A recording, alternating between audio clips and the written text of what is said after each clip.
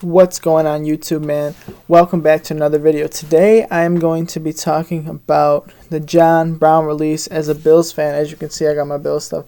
You all know that I'm a Bills fan. Make sure you like, make sure you subscribe. But I'm going to be talking about this. I'm going to do two things. One, I'm going to do kind of like a John Brown Bills tribute by reacting to every touchdown he had with the Bills. And at the end, I'm going to offer some of my thoughts about it. So here we go. Without wasting any time, I should say.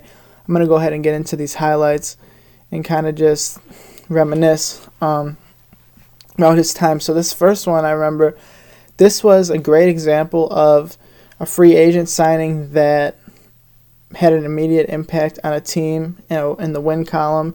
This was our first game against the Jets. A bunch of Jets fans talking hot on Twitter 2 years ago about how they're so much better. This is when they got Le'Veon Bell and all these guys assigned. And so let me just fix my volume so it's not too loud, but nice little clutch play right off the bat to start off his time here in Buffalo. Then this one against Miami. So let me give you some background on this one. So I was at this game. I was sitting on the opposite end zone in the corner. I should show you on here on this bottom part of the screen in the corner of the end zone. And this was right in the midst of when the Dolphins, remember when the Dolphins had came out and 2 years ago, and they were so bad, and everybody on the team was demanding trades and all that, and all the hype. Here I was sitting in the stadium, and everybody was thinking, bro, we cannot go out bad to these Dolphins, especially since we were supposed to be this up-and-coming team going against one of the worst teams in the NFL. And this stadium went crazy when this happened. Everybody, you know how it is. You see everybody in the back. I was right over there. This one against the Dolphins, too. I think he had 2 touchdowns this game, and he breaks this tackle here. Yeah, this is the second touchdown of the game against Miami. Him and McKenzie were great together. Here's the game against the Broncos. Such a beautiful ball there. Diving out. Like, he was such a good deep dive for... Oh, this play is crazy. Watch this throw from Allen, bro. 2 guys on him. If you see what he did to Gilmore in this play, I don't know if any of you guys have ever seen that. So he had 6 touchdowns his first season, and this is this season. Again, Jets fans were talking so hot coming into this season, recent season, and they pretty much wrong about everything they said. Here's the first game against the Dolphins when we barely beat them. This is the second game against the Dolphins where they had to win again in the playoffs, and we had our backups in for a lot of it, and we killed them. So yeah, what a great playmaker he was. So now I'm going to talk about what I think of the move. And here is a little tweet. First of all, shout out to the guy who made this video, official Jaguar Gator 9. Shout out to him to put all those touchdowns together. But shout out to Marcel Louis Jacques. He is the Twitter person for ESPN and for the Buffalo Bills, so I have my notifications on. I follow him all the time. And from what John Brown said, it seems like he didn't see this coming, but I kind of blame his agent a little bit because they made it seem like his agent didn't tell him. But I'll tell you guys this. Bills fans have been talking about his release since halfway through the season, last season. Because we knew, especially when he was out injured and he had we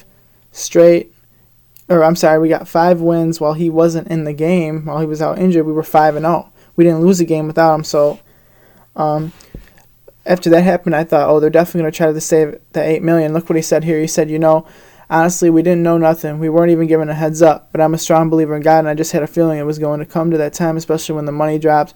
And I dealt with a few injuries, so I missed like 5 games, so the team went 5-0 without me. But different situations like the way things could have been handled, like I don't know if they gave Josh Allen input on it. He should have had input. Or if he did have input, I thought he would want me to stay. So my thoughts on this are, first of all, I don't know about that last line. I don't think that Josh Allen was given any type of input in this decision. I think Brandon Beane and Sean McDermott pretty much run this roster for the most part.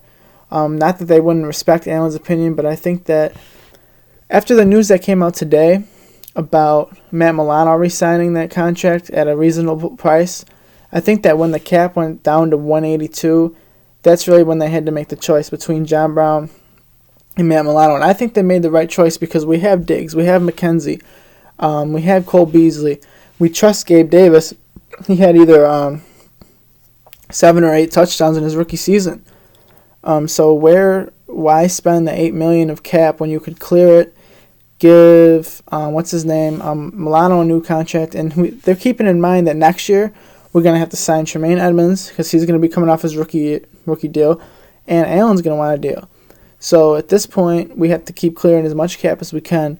So as upset as I was as a fan, I'm always going to be a John Brown fan. I always hope that he's going to be able to go to a different team and he's going to excel wherever he goes. And I know he will because he's still underrated. He's still slept on, and that's how most Bills players are that are good.